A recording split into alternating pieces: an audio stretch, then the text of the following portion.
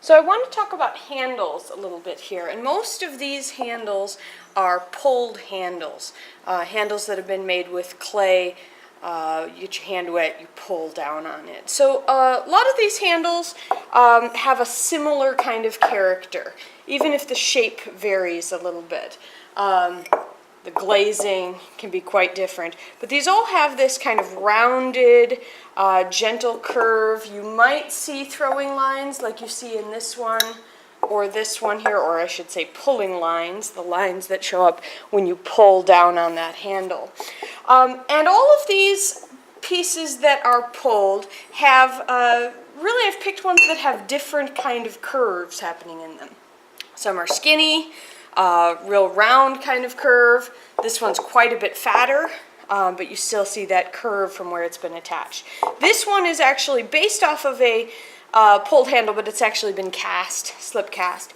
And you can see here that the piece gets a little bit wider at the attachment on either end. This one does a similar sort of thing. It's a hand pulled handle, but it gets wider on each place where it's attached. Whereas something like this, a hand pulled handle, stays relatively narrow from the top to the bottom. This one, it's a real subtle change. These tend to be thicker on the top and thinner on the bottom, although sometimes there's some variation in that. Here's another one, not the best glazing, but you see that curve. And this one's actually been built up a little bit with some clay where it attaches. So one of the things that you want to look for in a handle, or you want to pay attention to when you're making your own handles, is how does that feel? These are real different kinds of handles, the two I've grabbed right here. This one you put one finger in and one finger out, and some fingers aren't going to fit in here. This is really a pretty small handle for a small hand. Whereas something like this, you're going to fit several fingers in there, and you're going to have a little bit more space for your hand.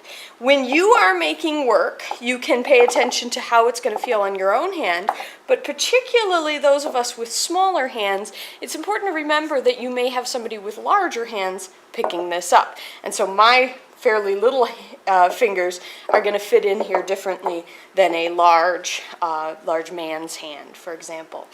Also notice the placement here. This one's a real small one-fingered handle that puts the hand real low on the mug. This one here gets the hand about middle or high end of the mug, and something like this maybe even a little bit higher. All of these are okay. There's nothing wrong with any of these so far that I can fit my finger into, but it's a personal preference kind of thing. You want to pay attention to what's going to be comfortable for somebody. The other thing you need to pay attention to is the shrinkage of the clay. Your clay is going to shrink maybe 12 to 14% from greenware from when it's wet until it's been through the glaze firing, and that shrinkage is going to amount to fewer fingers fitting inside of here. So you want to always make sure when they're wet you leave yourself plenty of room.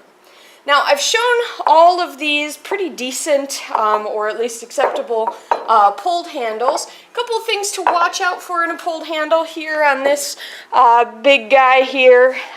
You can see that the handle itself, let me see if I can zoom this out. The handle itself is obviously for a pitcher rather than a mug, but it is not a comfortable handle. It comes way too far out here and kind of has a bend here.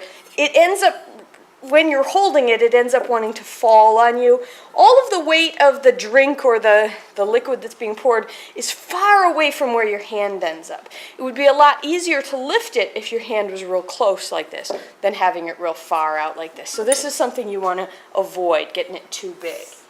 Now for things like pitchers or tea bowls or something, or teacups, teapots, you can also have the handle be up here, and you see this one is fairly easy to tip because the where your hand is real high up here.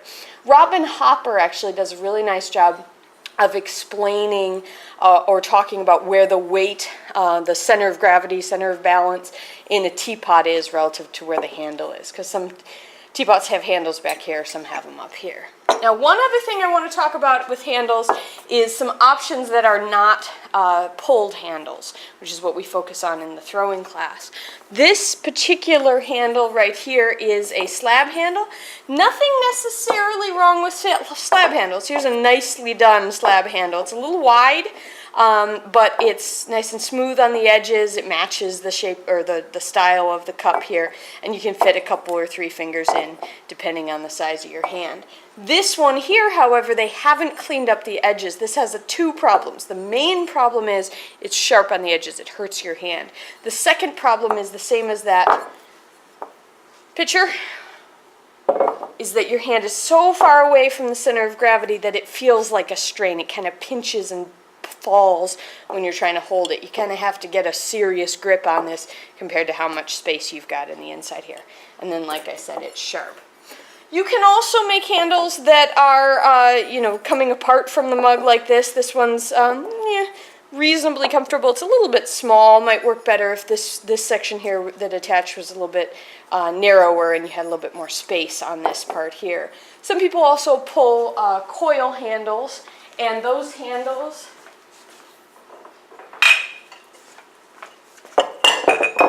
can work well. One of the things is with a strap handle, like any of these pulled handles, you've got a little bit more width this way. Even on this real small one, you've got a little bit more width this way, and so it just has a little bit more comfortable feel.